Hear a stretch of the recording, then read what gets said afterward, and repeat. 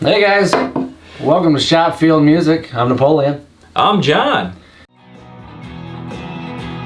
One more time.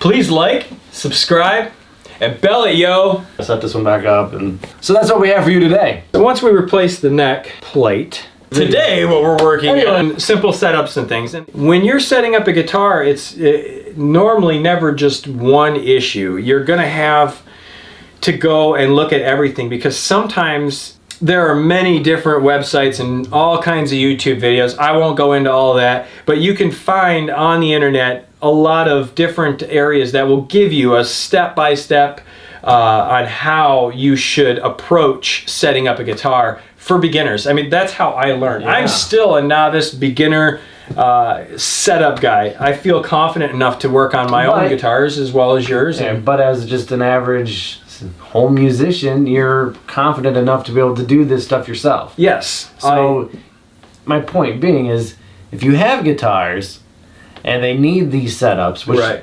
all guitars should get a nice setup properly Every done. guitar, yeah. It can be done at home by you. That's right.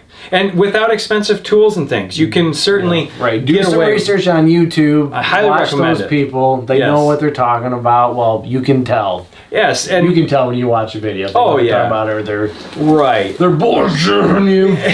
Yeah, I've watched a number of those. And some of them, and we're somewhere in the middle. right, and then sometimes you'll get these guys that actually know what they're doing, but they're coming at it all crazy, and they've got on the kitchen table, and the guitar's sliding around while they're trying to work on it, and It works. it works, but there's ways to make this happen. Now, I mean, yes, we've got this nice little road case here. But if you had the guitar just on a towel or blanket or something. Right. I mean, Or if you can, Bed Bath & Beyond or Myers, you can get actually like a rubber floor mat would work.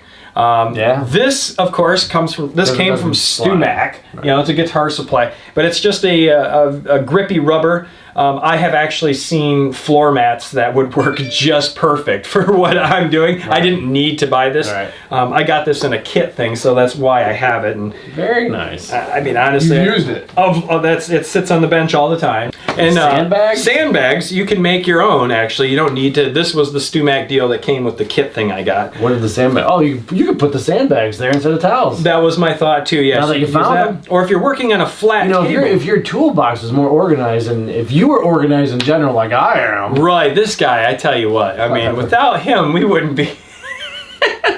So.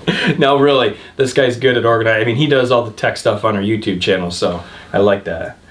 Well, Did you get my message on that other one? Did you watch my video? I No, wanted some links on there. Yeah, no. You gonna get to that? Yeah, eventually. Good. Man. Oh, man, I'm just wondering if you were gonna do it or not. I didn't know. That's why I told him I was gonna leave links in the description below. But yes, so if you're working on a flat table, you get your floor mat, and then you can use this to set your neck through. It fits there too. Yeah. Very nice. Yep. So before we put the new strings on, I want to use the old ones and tighten down the two outside strings, because the first thing you want to check is that the neck is straight to the body. And your strings will help you determine and tell you if they are. All right, so we're just using the Do they have strings. to be tuned straight? No, they don't have to be tuned straight. They just need to be taut. Straight. All right. So you can tell, what I like to do is eyeball. Sorry about that. Did I almost get you? All right, I'm good. You're quick. I'm awake now. Definitely had our coffee.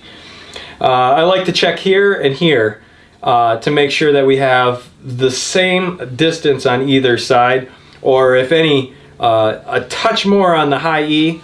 If it's a little less on the low E, I'm not too concerned about it. But it's when you're playing a Strat guitar, sometimes the strings can be too close to the edge like this, and that's due to the fact that the neck was not put in straight, or if the neck just doesn't work with that particular body. There's a lot of custom alteration that has to take place at that point.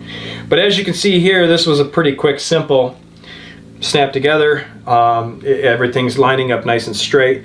My next ordeal will be to intonate, which is once you tune the guitar, you can tune each string and it still might not sound right.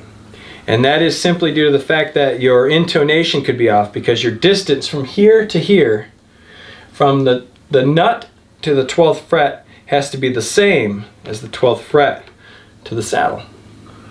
Oh, now on the internet, I heard somebody talking about intonation and what it affects in terms of is it tuning stability that it affects, or is it tone? Or Well, it's everything. it's like if you can get a buzz in certain parts, and if or not. The buzz, too I would far. say, comes from your setup as far as string height goes. Okay. Neck relief. Neck relief. That's where you're going to get your buzzes. If you don't have a proper adjusted neck for the relief. So what do you do first now?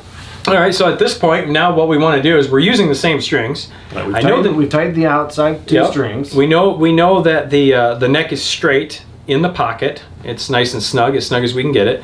At this point, I would like to turn this guitar back around, double check my screws on the plate. I double, triple check. That's what I like to do. You leave them stay tight for a couple seconds. Give it some time to adjust. Right. This neck has had tension for a long time. I'm not too concerned about if we leave it untensioned. But yeah, definitely leave it taut for a little bit. If the guitar had sat for a while without strings, you'd want to leave the strings tightened for a minute. A couple days. I would string it up, tune it up, and constantly keep tuning it for a couple days before you go about doing anything, just to get things back. And a lot of guys might even say a week. Personally, hopefully you don't need it for a gig the next day if that's what your plan is to work on this guitar. And that's why you leave your guitars tuned when you store them. Yes, right? or ship them even. Yeah. So we're gonna turn this guitar around. Right. I want to double check The tightness. make sure. Yep. Make sure they're taut. They're taut. Because these guys, you really want them snug. Okay. And I like to go in a crisscross pattern. Don't go in a circle or do the bottoms then the tops. Go. Yeah. Well, crisscross will make you jump. Jump. Wow. Throwback City. Okay, so now that we have the neck flipped over, plate is tight, we can get our strings tight. I like to put pressure past the nut, holding the string tight so that we don't lose the string off the saddle, and making sure the string follows the string underneath it as you're tightening it. Okay. We'll speed this up and get going fast. You got to admit, it's getting better. It's getting better all the time. All right. So. I do not believe this is in tune. Nope. But it sounds really neat. Okay, so what is that in your hand? This is a tuner slash metronome. Hey Mitch, where's the 1/4-inch cable? Hey, give me my coffee, Mitch. Thank you, Mitch. Appreciate that, Mitch. Where's the coffee?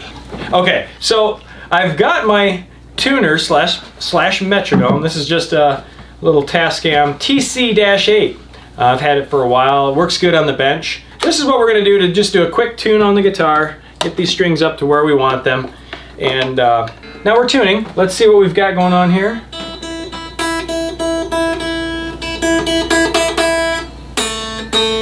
I'm going to go out on a limb and say for time we're going to be cutting this part out. Yep. Have you heard of this new tuner I've got? No, what is Speaking it? of tuners, it's called a magic tuner. What's the magic tuner? It's awesome. You go like this, And it's tuned. and it's tuned.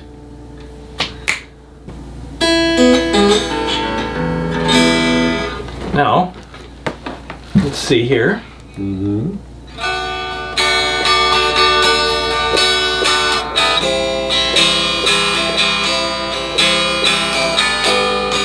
Now the guitar is tuned. Let's double check. since the neck is now up to full tension here, it's going to move a little bit until we get it until it stabilizes. So you can see I'm already tuning down from it being up. That's everything moving. So this just gets me close. You guys are going to see a really neat, cool thing here in a minute where we get real exact. Right now we're just letting the strings gather up tension and let the neck stabilize a little bit. You can get a little rough with it, sometimes put a little pressure on it. The nice thing is we're using already broken in strings, so they're going to be what they are, you know? Right, you're not going to do a lot of them. Right. They've already given what they have to give. Exactly. They're not going to stretch anymore, really. So, bring this around here. Now it should sound better. Oh, yeah, it's a little better. It's a little more pleasant. Dude, tune your guitar! Tune your guitar, man! Everything's right in tune. Okay, so now that we've got it close to tuning, or you know, with these digital tuners and snark tuners and what have you, those are all fine and dandy and great. But for working on a guitar, when you actually want to get it a little more precise, a lot of the guys in 1970 would use one of these guys. What is this? This is a strobo tuner made by Kahn, formerly known or subdivision of Peterson, which Peterson still makes tuners today. Not like this. This is actually driven by a tube. There is actually a tube inside here. And to this day, there really isn't a tuner that is going to be more exact than this analog box that I just pulled up and showed you guys. These can be purchased still. You can get them. Let me get this straight. Yep. This thing that looks like it should be in my grandpa's yard sale. Yep, it took the first NASA ship to the moon. Right. That is your tuner. This is a tuner. That's the tuner you use when you're doing the specific tuning. Correct. Like if I'm working on a guitar and I want to get this done and out to somebody, this is what I'm going to use. I'm going to tune it with this, and I will intonate it. And what I mean by intonate is I will adjust the saddles down here for the proper distance, so that from here to here is the same as from the 12th fret to the saddle is the same as the 12th fret to the nut. Oh, right. So I've seen this. So you play an open string, and then you play the string on the 12th fret. Because that's your octave up. The tuning's to be exactly the same. Correct. Not just close to the same, but exactly the correct. same. And you can get more precise with something like this. You have a spinning wheel inside here that it captures the sound of that string, and certain squares light up, certain ones don't.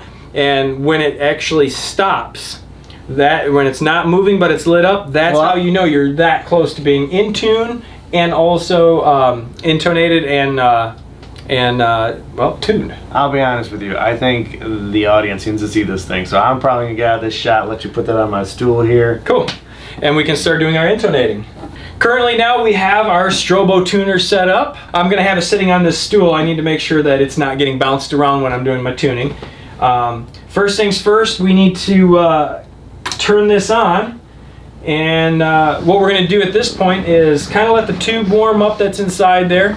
And we will have to calibrate it.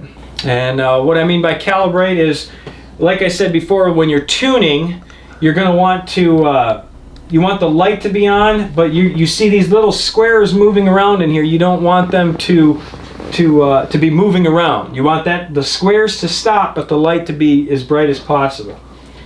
I normally keep and all these were so touchy and different that the gains would be set differently. I like keep my gain around 3, seems to work for me on this one. Again, just letting the tubes warm up. And this is going to be real important that we make sure that while we're doing this intonation, we take the pressure off of the neck. And so it looks like we're calibrated quite well already, so close. It looks like it survived the trip in the Ford truck quite well. I had it packed around a bunch of rags in there. But I'm going to get a little picky and try to calibrate this just a little bit. It's so touchy. All right, that looks perfect.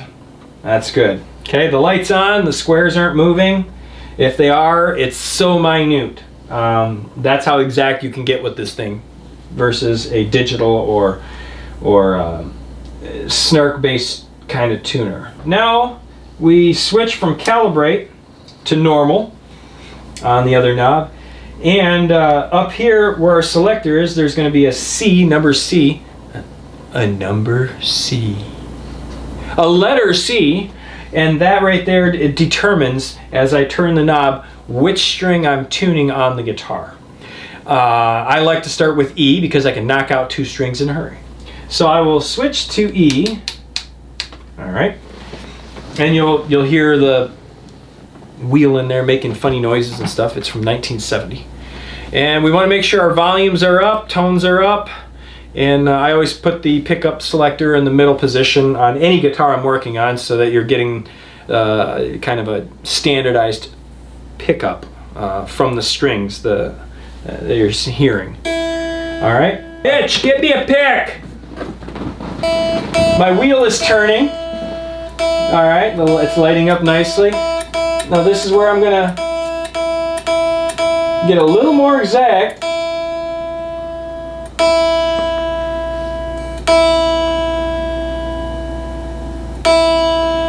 You can see the big difference already. This maybe late 60s, 70s, even into the 80s.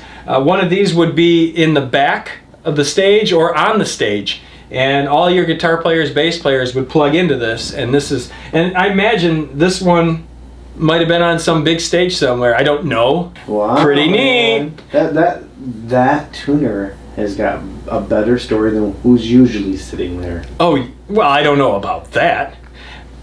Mitch has been sitting there. We're gonna tune it.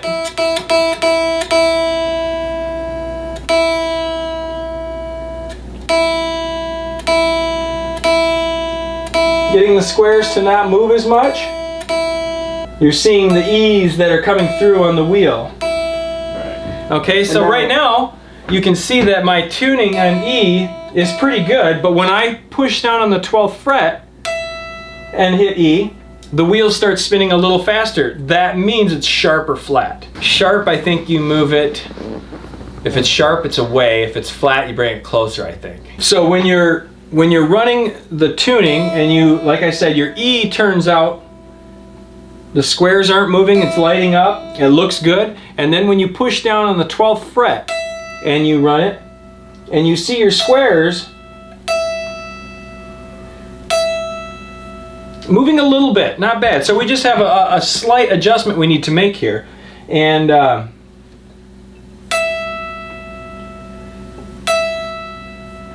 it looks like we're slightly flat.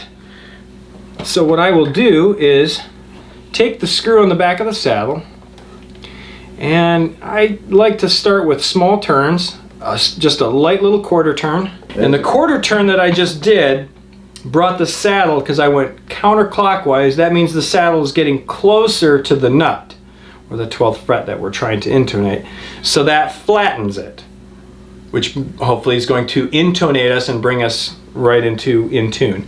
So what I also like to do after I move the saddle is kind of knock things around, wiggle jiggle the string. It's always important, because sometimes with these guitars you have sweat that gets gathered up in these screws, and things start to rust, and they don't move as smooth as, say, a new guitar. Like I could tell right now that a lot of these screws in these saddles here for the saddle height are rusted, and that is just due to whether it be sweat or moisture in the air. So now that we've done that, okay, I've adjusted it a quarter turn. That means the whole string now is out of tune. So what we have to do is retune.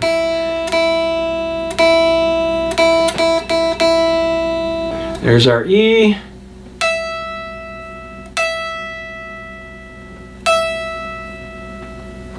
And we still need to make another adjustment. You can see that the wheels are turning, so I just went the wrong way. It was flat and I needed to go sharp. So we're gonna go a quarter turn back, because when it shows flat, that means you need to go sharp. and then I will do another quarter turn. So when this is showing flat on the strobo tuner, I need to go sharp here to sharpen it because it is too flat. We need to go from flat to sharp. Okay, so back again, we've adjusted it, wiggle, jiggle, pull the string, mess around with it, you know. Let's tune it up to E here. And then we'll check the 12th fret. There's our E. See, it's going flat, so I still need to be just a little bit sharper. And this is the part where, yeah, it takes a long time. And for those of you who might be interested in a Gibson Les Paul, I have to put this out there. I'm gonna name drop Joe Walsh. Joe Walsh actually has a really neat video on Gibson Les Paul setups. And understanding the Gibson Les Paul and kind of the best way to approach setting up a Les Paul. And it teaches you actually on tuning, when you're tuning your guitar, and this goes for any guitar. When you're tuning your guitar, you actually tune up. Okay, you're tightening the tuner to bring it into tune. Don't tune it down to get it into tune. A lot of times what happens is your tuners, actually the gearing and everything inside there will slip just a little bit, causing, of course, an untuned guitar. Maybe if you start thrashing on it or getting crazy or wild, then really out of tune. But he recommends that you tune up. Just YouTube Joe Walsh Gibson setup. I think it should come up, I imagine. So we're going to go to the low E now, and we're going to tune the low E. Yeah, with the power of editing, we've just now tuned and intonated all 6 strings. So all tuned and intonated. Play a little bit, stretch out the strings again, you know, just to check the tuning one more time. You know, play it a little bit, get down here and if you had new strings and you did those and you put the new strings on first, you really want to, you know, let it set for a while, play it, let it set, play it, you know, keep tuning it for quite a while until you get everything to stabilize, your strings, the neck, you know, if you didn't take off your back plate on the guitar, then you probably wouldn't have to worry about that so much, but stretching the strings out is pretty important to get your intonation perfect. You're pretty much good. You don't have to mess with that, but your tuning, you're going to want to check that, certainly. And definitely, I think we're going to lower the action at the saddle, simply because I know Pat's setup that I did on his Ibanez guitar. I think it was an Ibanez with P90s. Beautiful guitar, by the way. I set that up to be relatively low action, like the way I like my guitar set up. It helps me for playing lead work and up here on the higher registers.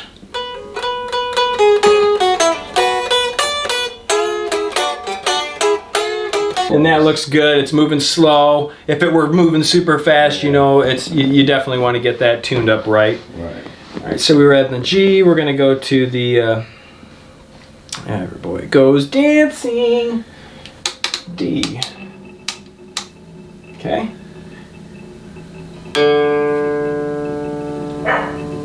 Yeah, it's not even moving. Not moving much, so let's check the 12th fret.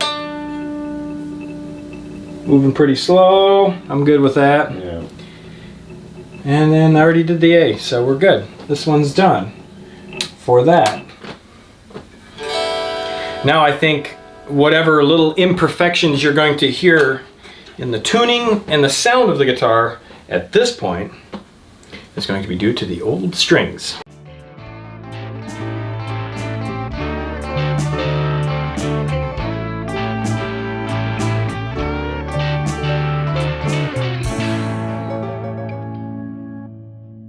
I don't have my most awesome favoritist coffee mug here. That's back at my studio.